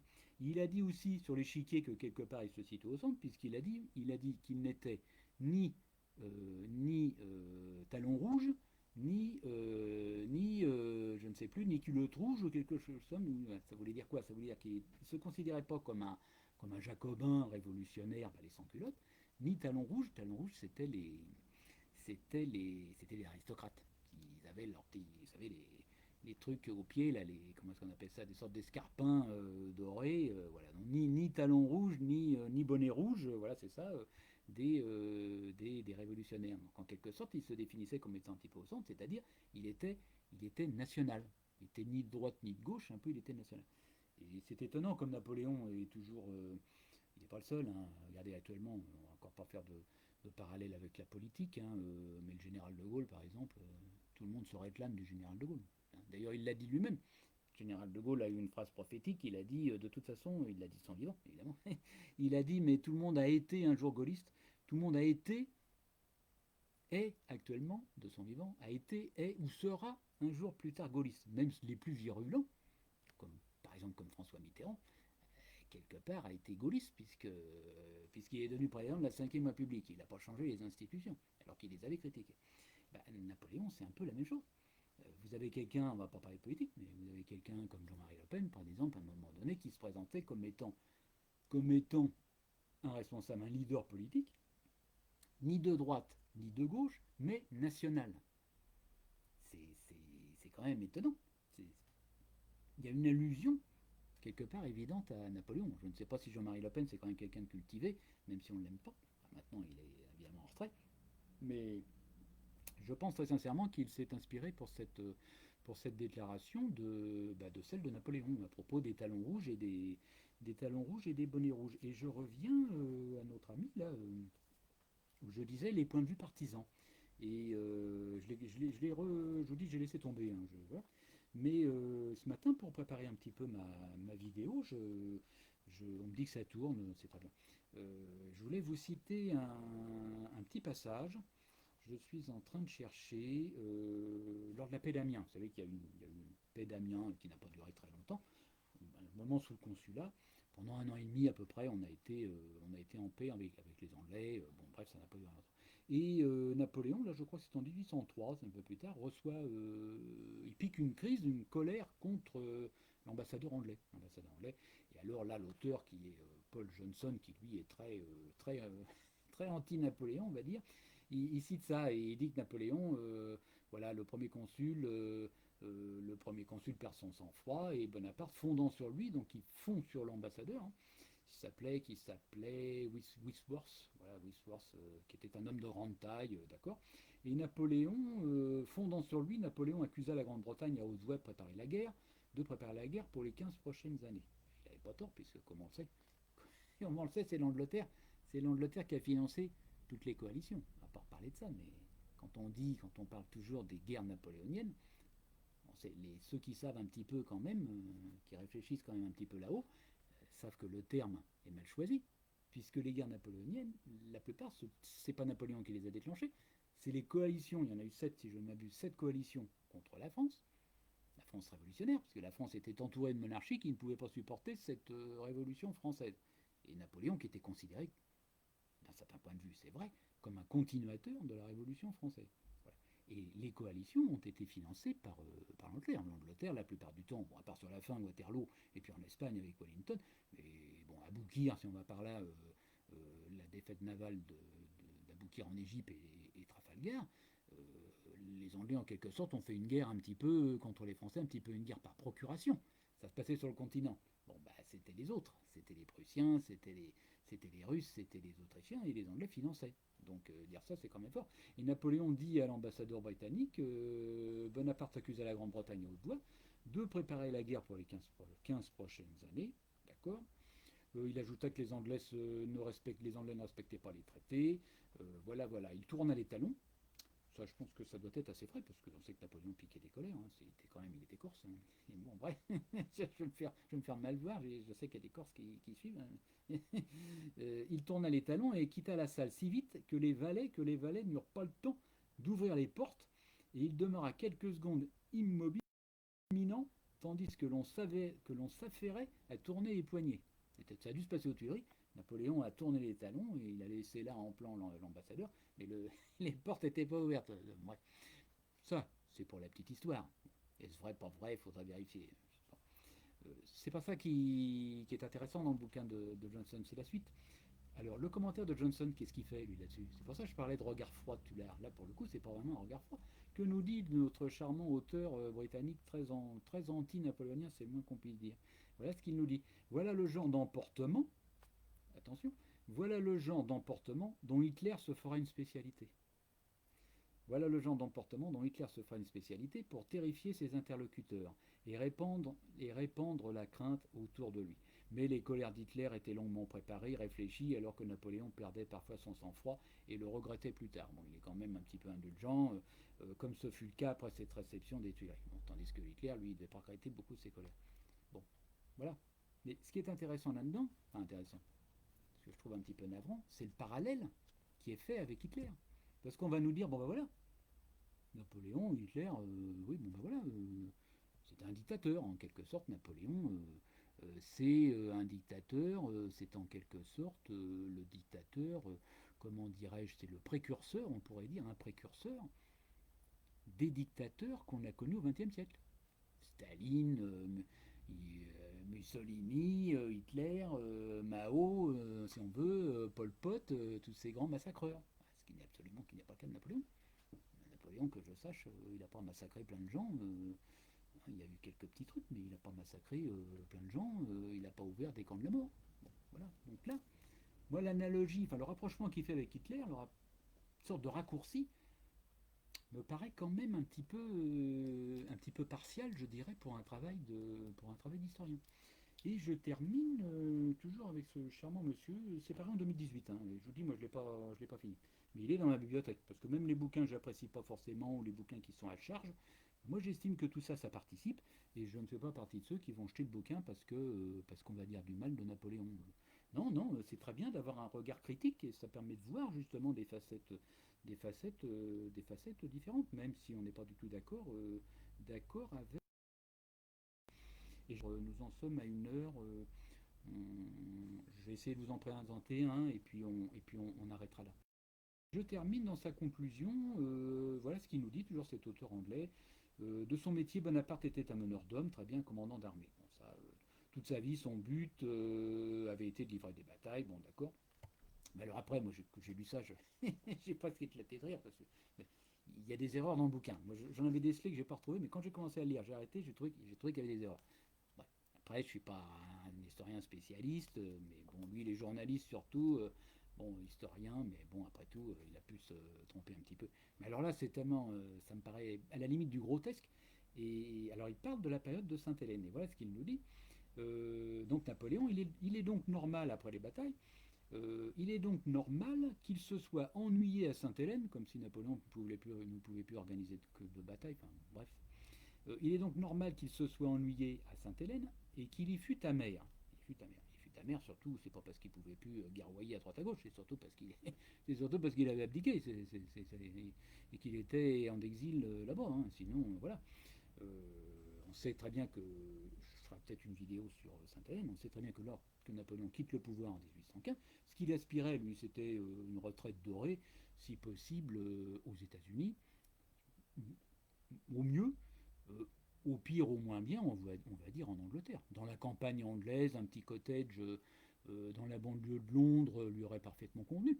Il aurait pu écrire ses mémoires gentiment, recevoir du monde, parler, évoquer les souvenirs et tout, et il se serait probablement beaucoup moins ennuyé qu'à Sainte-Hélène. Donc quand cet auteur nous dit que Napoléon s'est ennuyé à Sainte-Hélène sous prétexte qu'il ne pouvait plus organiser des campagnes militaires, ça me paraît une contre-vérité. C'est pas du boulot sérieux d'historien, de mon point de vue. Donc il nous dit, il est donc normal qu'il se soit ennuyé à Sainte-Hélène, d'accord, parce qu'il n'y avait, il y avait plus de campagne militaire, et qu'il y fut amer. Alors la suite est encore pas piquée des hannetons. Hein. Alors, il aimait, tenez-vous bien, accrochez-vous, il aimait qu'on lui présente des femmes quand le besoin se faisait sentir. Alors là, je sais pas, quand j'ai lu ça, il aimait qu'on lui présente des femmes quand le besoin se faisait sentir. C'est quand même étonnant. On sait que Napoléon recevait, il y avait beaucoup de visiteurs, il y avait des Anglais de passage, puisque comme on le sait, l'île de Sainte-Hélène était sur le chemin des bateaux de la Compagnie des Indes, des bateaux qui allaient aux Indes, et qui, pour faire le grand retour en Angleterre, puisqu'à l'époque, évidemment, le canal de Suez n'existait pas, il fallait contourner, évidemment, la corne de l'Afrique du Sud, le Cap, bah, l'île de Sainte-Hélène était une escale. C'était une escale obligée, notamment pour réparer les éventuelles avaries des bateaux, pour faire de l'eau, comme on disait, etc., etc. Donc Napoléon recevait des visiteurs. Il y avait des gens, alors à la fin il en avait marre, il était malade, il en avait assez de recevoir par courtoisie des gens. Et puis par moment il recevait des gens qui prenaient plaisir à discuter avec eux. Et dans les gens qu'il recevait, bah, il y avait des couples, mari et femme éventuellement, qui revenaient des Indes. Un administrateur de la Compagnie des Indes britanniques, bah, il avait son épouse éventuellement, ça pouvait arriver. Il y avait probablement une majorité d'hommes, mais ça a pu arriver qu'il y ait effectivement certaines femmes. Mais en tout cas, la façon dont nous dit ce brave homme, dont il nous dit, il aimait qu'on lui présente des femmes quand le besoin s'en faisait sentir. Ça veut dire quoi? On a l'impression qu'on présenterait des femmes, en gros, des prostituées. Ça veut dire, comme on sait, Napoléon résidait à Longwood. Longwood, c'était misérable.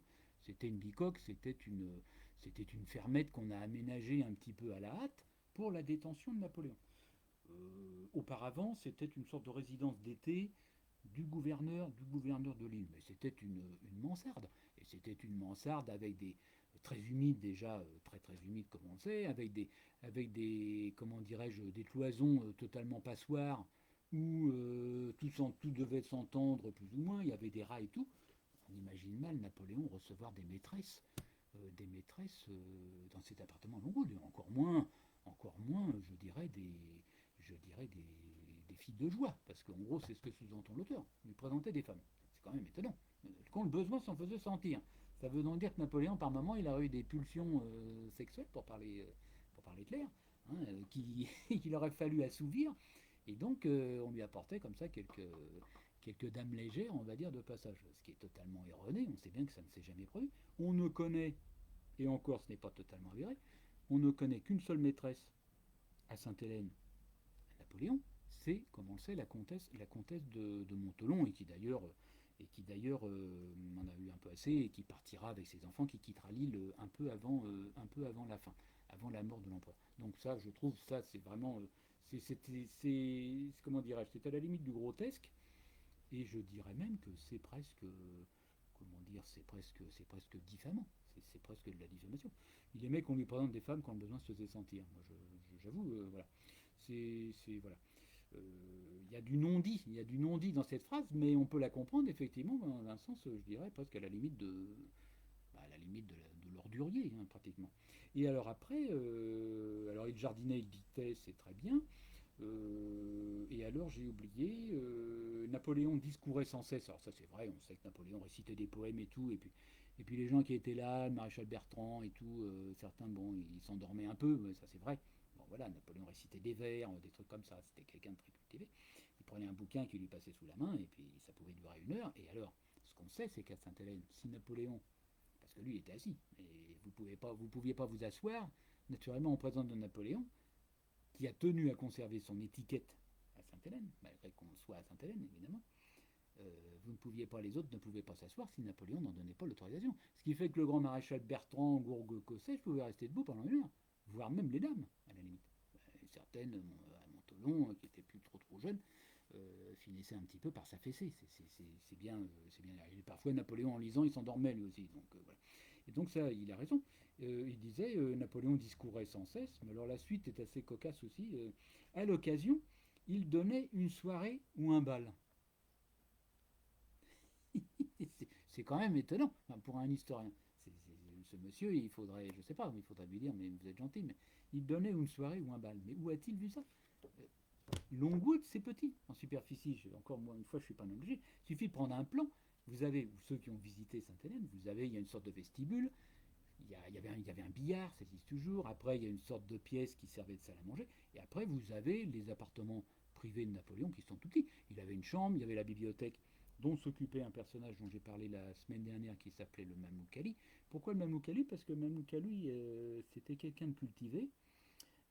Comme j'ai dit, hein, il était originaire de la ville de Sens.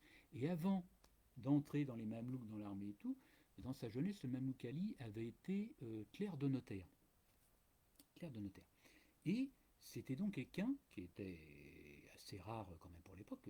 C'était quelqu'un qui savait lire et écrire. Et quand il s'est retrouvé à Sainte-Hélène, avec notamment parmi les domestiques de Napoléon, ben Napoléon lui a dit: mon brave Ali, toi tu sais lire et écrire, tu as travaillé chez un notaire dans ta prime jeunesse, tu vas t'occuper des bouquins. Parce qu'on sait que Napoléon avait une bibliothèque importante, il y avait plusieurs milliers de livres, il en avait apporté avec lui, mais pendant sa détention à Sainte-Hélène, beaucoup de livres parvenaient par les bateaux. Napoléon faisait venir des livres et des journaux. On sait que ça posera des problèmes avec le gouverneur Hunsenlo, très très tatillon, borné, parce que comme les Anglais refusaient d'appeler Napoléon par son titre d'empereur, dans la mesure où il avait abdiqué, mais Napoléon considérait que même en ayant abdiqué, bah, il était toujours empereur quand même. Et c'est vrai, vous prenez un roi qui abdique, on va toujours lui servir d'une majesté. Ou un général en retraite, on va toujours lui dire mon général. Un président de la République, Valéry Giscard d'Estaing, vous l'invitez sur un plateau télé, on va l'appeler Monsieur le Président. Bon, pour Napoléon, c'était la même chose, il considérait qu'il fallait le titre d'empereur. Oui, sauf que les Anglais refusaient. Qu'est-ce qui se passait? Des fois, Napoléon recevait des bouquins, ouais, et dessus, les bouquins, Hudson disait: mais moi non, il n'y a pas d'empereur. C'était marqué Napoléon, machin. Sur l'île, donc les bouquins étaient refusés. Voilà. Je referme la parenthèse. Donc Ali s'occupait de ça. Mais Longwood, c'était des pièces exiguës. On connaît une petite pièce aussi avec la baignoire de Napoléon. Napoléon restait sur la fin, il restait pendant des heures dans son bain parce qu'il en avait assez, et puis il était malade. Des tout petits pièces. Donc, des soirées, admettons, mais des soirées en tout petit comité, avec le grand maréchal Bertrand, avec Gourgaud, avec Lascaz au début, voilà. Mais sûrement pas des balles. Comment voulez-vous organiser un bal à Longwood? C'est des petites pièces de quoi? De 5 mètres sur. De 4 mètres sur, 4 mètres sur 5, vous allez organiser un bal, un quadrille, c'est ridicule. C'est vraiment, moi je suis tombé des nues quand j'ai vu ça, ça m'a fait rire. J'ai vu ça ce matin, Napoléon organisé. Non, par contre, ce qui est sérieux, ce qui est sérieux, excusez-moi un petit instant, excusez-moi.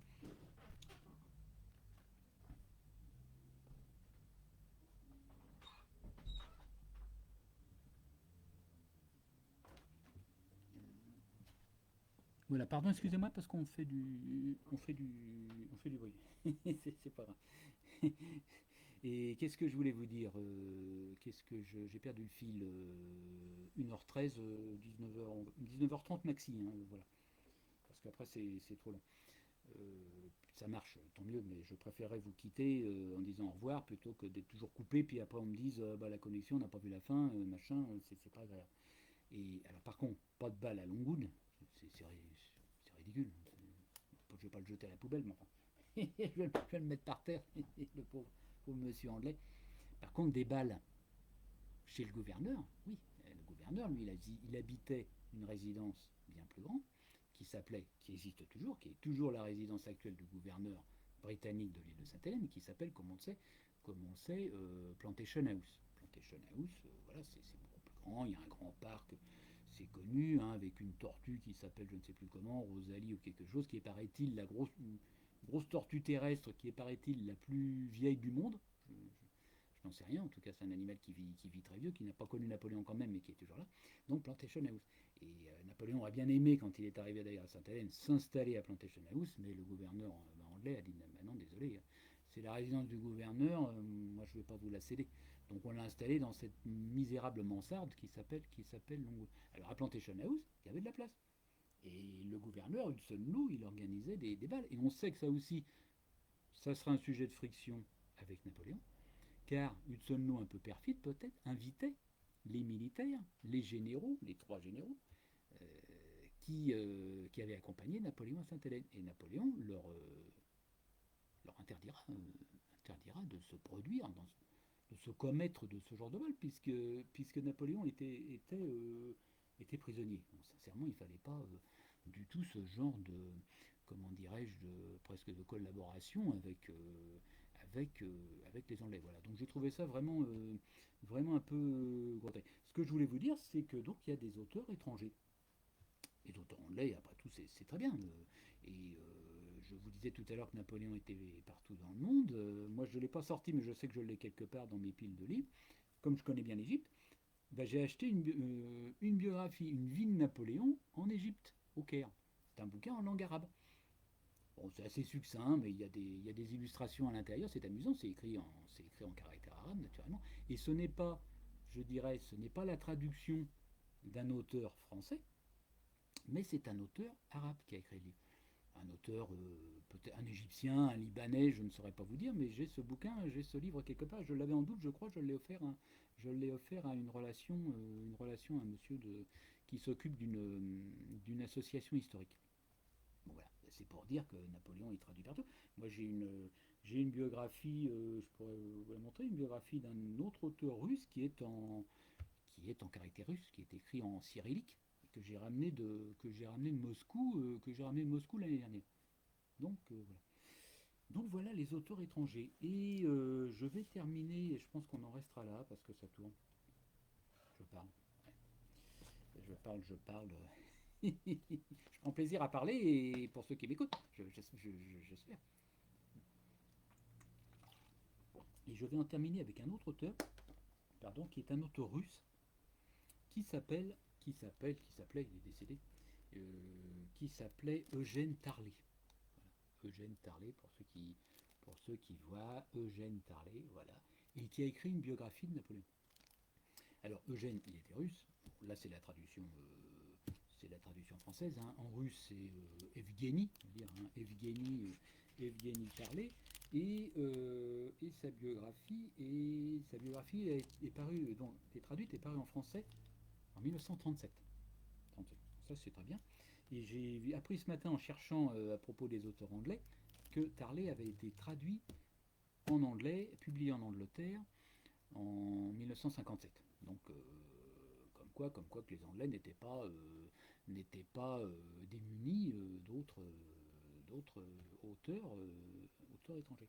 Et alors Tarlet, pour la petite histoire, Tarlet était lui aussi juif, comme Émile Louvy, et c'est quelqu'un qui, sous la période soviétique, en a souffert puisqu'il a vécu plusieurs années de déportation dans des camps, en Sibérie ou que sais-je. Voilà, voilà. Toujours est-il qu'il en est revenu quand même, il a repris ses activités d'universitaire sous la période stalinienne, comme quoi que, bon, tant mieux pour lui, voilà. Et pour la petite histoire, moi j'avais lu ça sur internet, Tarlet, donc Eugène Tarlet, avec un accent aigu, le et il paraît que lorsqu'il donnait cours dans un amphi ou que sais-je à ses étudiants russes, il insistait beaucoup là-dessus en disant je m'appelle, il faut prononcer mon nom, Tarlet. Vraiment en insistant sur le et accent aigu. Ne me demandez pas pourquoi, c'est étonnant, mais c'est comme ça.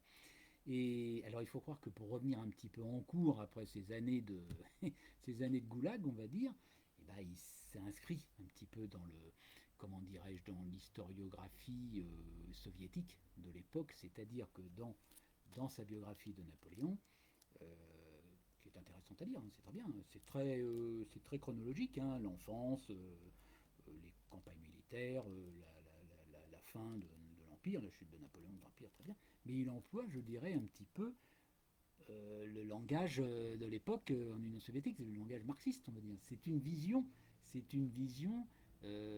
marxiste, un petit peu marxisante de l'histoire. Voilà. Avec des termes, évidemment, avec des mots qui ne sont pas anodins et qui sont assez choisis. Alors, je ne l'ai pas repris depuis un petit moment, mais je voulais vous citer quelque chose.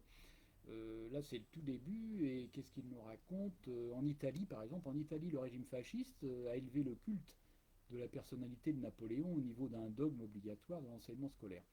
Et avant comme après la guerre mondiale, la figure de Napoléon a sans cesse plané devant les yeux de la... la figure de Napoléon, vous voyez, a sans cesse plané devant les yeux de la bourgeoisie effrayée, devant les yeux de la bourgeoisie effrayée par le risque de la révolution et appelant de ses voeux un homme fort, un sauveur. Il emploie des termes, la bourgeoisie, c'est tout à fait classique d'un discours un petit peu marxiste consiste à quoi? À démontrer finalement que le Napoléon, bah, il est surtout là pour défendre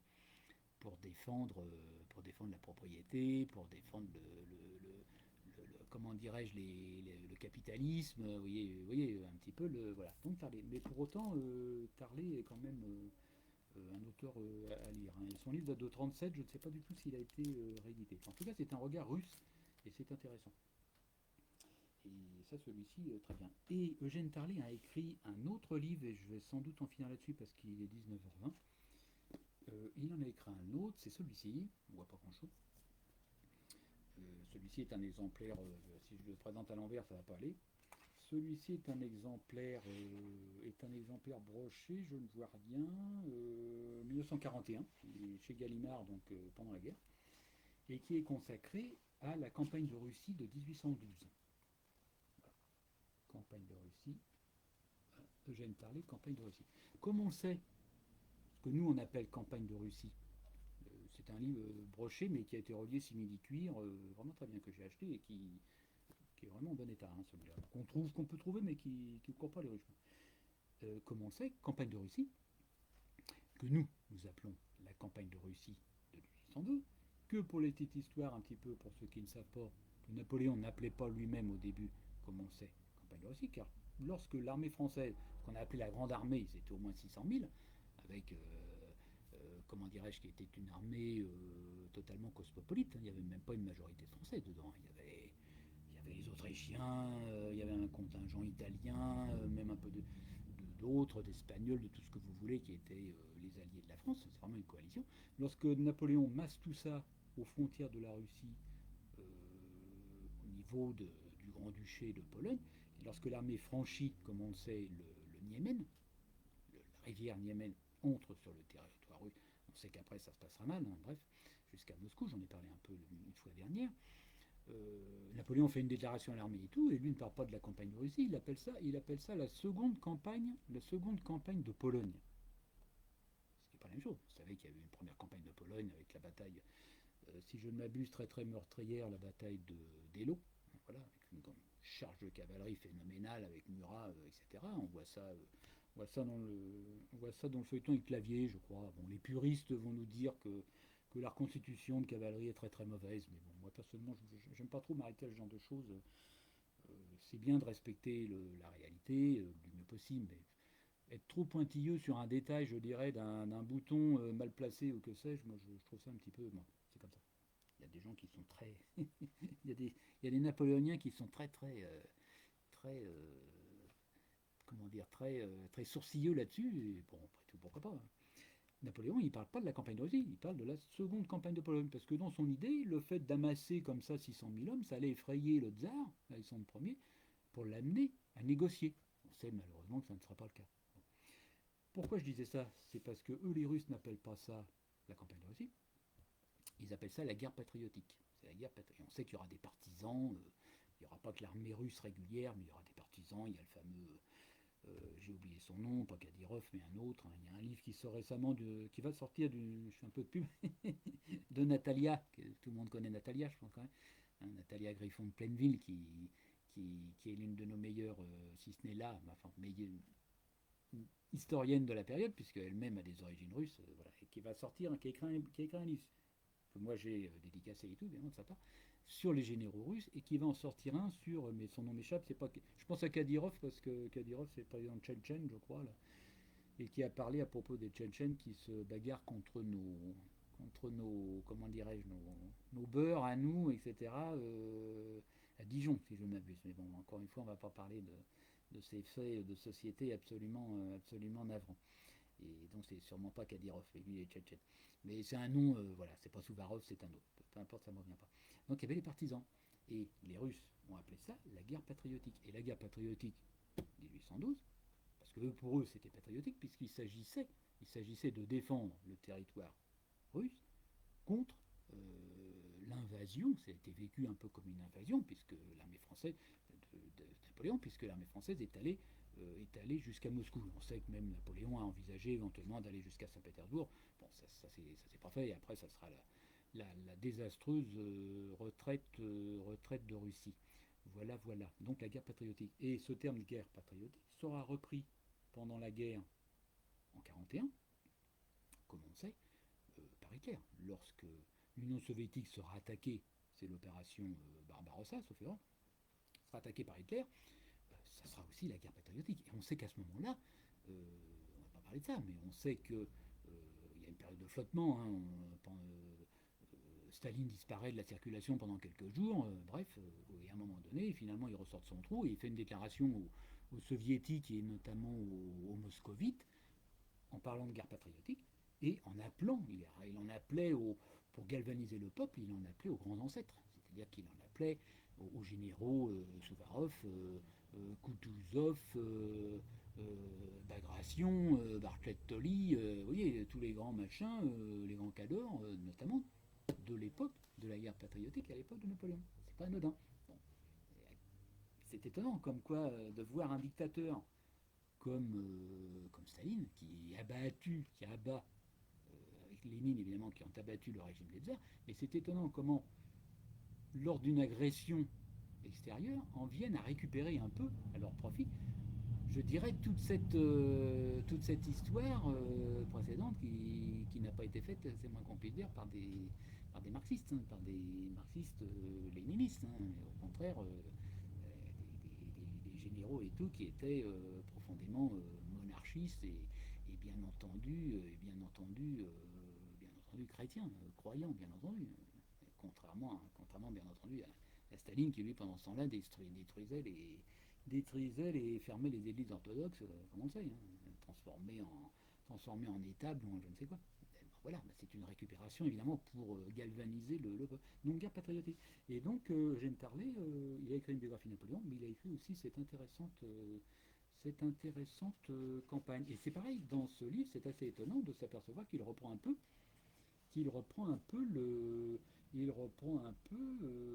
la même historique, la même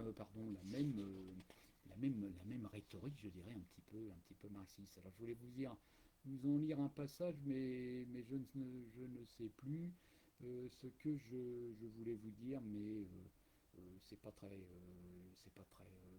important. Voilà, en tout cas c'est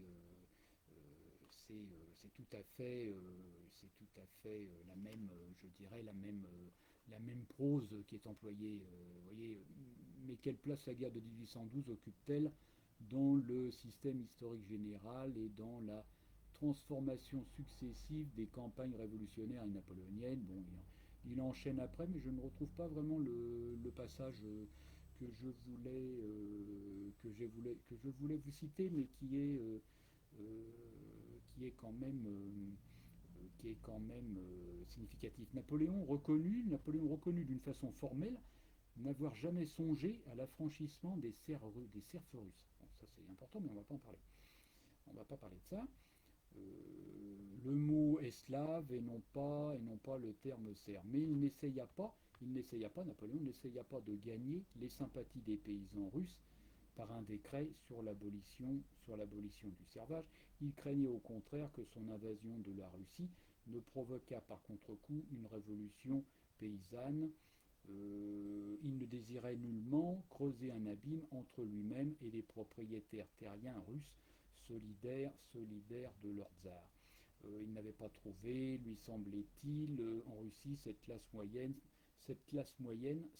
bourgeoisie sans laquelle, selon les conceptions de cet empereur, un pays féodal ou semi-féodal ne pouvait créer un nouveau régime indispensable pour l'évolution des nouveaux rapports sociaux et économiques. Cette classe moyenne, il la cherchait consensueusement, etc., etc. Il désirait rencontrer également la bourgeoisie russe, etc., etc. C'est pas anodin. C'est pas le, c'est pas le passage que je voulais citer, mais c'est pas anodin. Ça s'inscrit tout à fait dans la rhétorique, comme on sait, marxiste. Car comme on sait, dans le système, pour ceux qui ont fait de l'économie ou de l'histoire un peu, moi, mes vieux souvenirs, chez Marx, il y a les sociétés primitives, il y a le troc, il y a tout ce que vous voulez, machin, le Moyen-Âge et tout. Après, il y a l'émergence du système capitaliste avec la bourgeoisie. Et puis, à un moment donné, la bourgeoisie, il faut qu'elle s'effondre. Il faut que, c'est ce qu'on appelle la dictature du prolétariat, etc. Il faut que le peuple prenne le pouvoir. Mais avant que le peuple s'approprie, pour employer pour employer encore une fois une rhétorique marxiste, avant que le peuple s'approprie les moyens de production pour instaurer le communisme, c'est-à-dire il n'y a plus de propriété privée, on collectivise tout. D'accord. Mais avant de pouvoir faire ça, il faut d'abord être passé par l'étape, je dire un petit peu intermédiaire, du capitalisme. Et le capitalisme, il va s'arrêter lui-même. Et là, c'est pas anodin, à mon avis, c'est pas innocent quand il parle de la bourgeoisie russe. C'est fait aussi pour faire le parallèle avec la bourgeoisie russe qui existait, notamment les paysans, les koulaks qui ont été persécutés, la bourgeoisie russe qui existait à l'époque de Staline, et que bien évidemment le régime soviétique entendait pour le moins museler, puisqu'on devait faire instaurer un système collectiviste qui commençait à finir par s'effondrer dans les années 80. Donc ce brave homme, Eugène Tarlet, historien sûrement très bien, hein, mais il utilise encore une fois une rhétorique évidemment qui était faite pour passer bien évidemment dans les universités. Sinon le pauvre, il serait peut-être retourné du goulag où il avait séjourné, je crois, pendant 4 ans. Donc voilà, et Eugène Tarlet, c'est très très bien. J'en ai terminé avec la présentation des biographies des étrangers. On va s'arrêter là. Et la semaine prochaine, j'essaierai de finir. Je reviendrai sur les biographies françaises, les biographies d'auteurs français qui sont dans ma bibliothèque. C'est l'exercice que je m'étais assigné dès le début, qui était de vous présenter des livres, et je pourrais en présenter d'autres, naturellement, il n'y a pas que des biographies, hein, il y a des milliers de livres sur Napoléon, il y a autre chose, hein, il y a d'autres sujets, mais j'ai choisi de me limiter aux biographies, et j'en ai quelques-unes sous le coude, mais ça prend du temps peut-être à parler, donc ça sera pour plus tard. Et après peut-être j'arrêterai les vidéos. Je ne sais pas si l'exercice est forcément très très. Enfin moi je prends plaisir à le faire. Maintenant je ne sais pas s'il est forcément très très très très intéressant, très concluant à suivre. Enfin j'ai eu des retours intéressants. Et ce que je veux c'est remercier. Je vois qu'il y a encore une personne apparemment qui suit, ou peut-être d'autres qui suivent mais qui ne sont pas connectés. Parce qu'au début il y a eu des problèmes de son, c'est dommage. Et j'ai un neveu qui s'est connecté, mais il a peut-être lâché en cours de route. Qu'est-ce que je voulais. Alors je remercie les personnes qui ont fait le quiz. Alors j'ai fait un petit quiz, j'avais oublié ça. J'ai fait un petit quiz, c'est amusant. Je me suis dit qu'est-ce que je pourrais faire à propos de mes vidéos. Et je me suis dit tiens, après tout, je pourrais peut-être faire un quiz, je poserai des questions pour voir si les gens suivent, c'est amusant. Et je me suis inscrit, je ne savais même pas que c'était faisable. J'ai cherché sur internet, et sur internet on trouve tout, hein. Et je me suis inscrit, c'est gratuit, sur un site qui s'appelle Quizbiz. Et là, Quizbiz, il suffit que vous remplissez un truc, une fiche, hein, voilà, avec votre nom, machin, une adresse email. Et après, vous pouvez donner un nom à votre quiz et vous posez des questions. Alors, moi, j'en ai choisi. Moi, j'aurais pu faire plus, j'aurais pu faire moins. Il y a des possibilités de réponses à choix multiples. Mais bon, je ne me suis pas embarqué. Je me suis limité à oui, non, ou alors une date, comme à propos du film avec Michel Piccoli. Et c'est amusant parce que, alors, forcément, il y a des. Je pense à quelqu'un comme Thierry Chauffat, qui est historien et qui a sa propre association. La plupart des gens qui ont fait le quiz ont eu un score presque parfait, puisque ils ont fait 10 sur 12, 11 sur 12. Voilà. Les seules questions qui ont fait trébucher un peu, c'est effectivement la question un petit peu piège, un petit peu perfide peut-être de ma part, sur la citation de Napoléon, quel roman que ma vie. Voilà. Il y en a même Thierry, il dit bah, oui, okay, je lui dis bah oui, mais non. Non, quel roman que ma vie, ça n'existe pas. On le lit partout, mais d'ailleurs on le lit dans Émile Ludwig, d'ailleurs je l'avais gardé.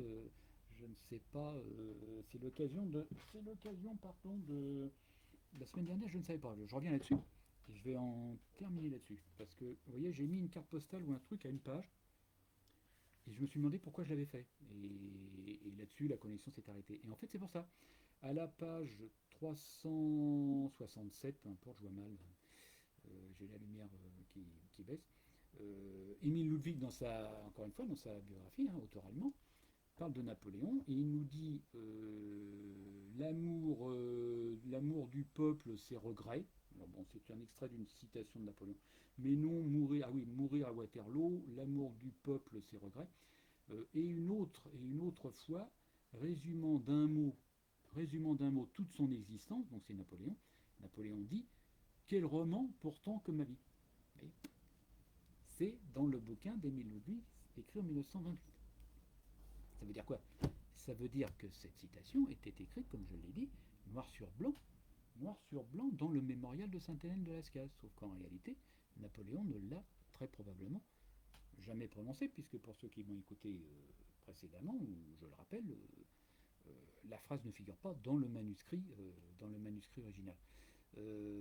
Voilà, donc je voulais en terminer là-dessus. Je ne sais plus pourquoi d'ailleurs je vous ai dit ça. D'ailleurs, j'ai perdu le film, mais bon, c'est pas grave.